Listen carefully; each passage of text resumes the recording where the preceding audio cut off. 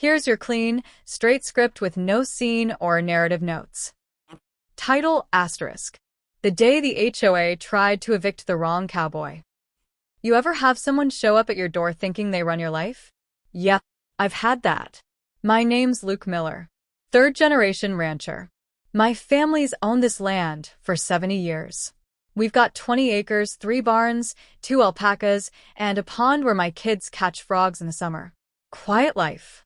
Good life. Until the HOA showed up. See, I'm not in their subdivision. Never signed a thing. My ranch just happens to border their little beige box community. But that didn't stop them. It started small. First, it was a letter taped to my gate. Your fence does not meet community visual standards. Standards?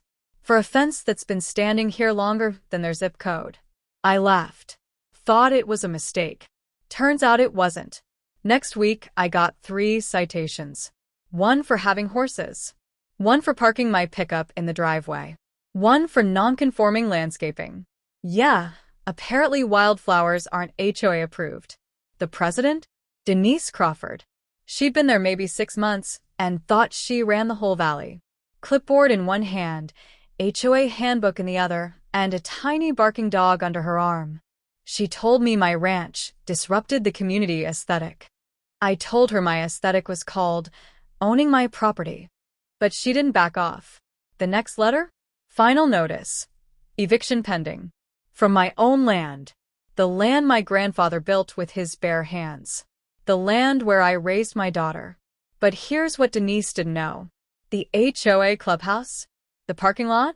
They sit on land that I leased to the HOA. I gave it to the original developer years ago for $1 a year. As a favor. But there's a clause. If the HOA creates undue hardship or interferes with the peaceful enjoyment of adjacent landowners, I can reevaluate the lease terms. And guess what? They just triggered it. So, I sent a certified letter to Denise. Effective immediately. HOA clubhouse rent is now $7,000 a month. Parking? $20 per car per day. HOA volunteers? Included. They thought I was bluffing. So, I put up new signs. Private parking. Violators will be towed. I hired local security. Towed their board members. Booted their volunteer van. Then I terminated the lease on the clubhouse. Gave them 30 days to vacate. Posted alpacas in the parking lot for good measure. Denise came storming over. You can't do this, she screamed. This is sabotage. I said, no, this is called property rights. You wanted a fight. You got one. The sheriff showed up. Longtime family friend. Knew my granddad. Pulled out a copy of the lease. Told Denise. Ma'am, he owns this lot. He owns that clubhouse. And you've got 2 weeks to pack it up. Denise's face turned red, then white, then nothing at all. The HOA tried to sue me. My lawyer laughed. We countersued for harassment and defamation. In the end, Denise resigned. The HOA dropped every complaint. And now they pay full rent on time every month with a smile. They even changed the clubhouse sign.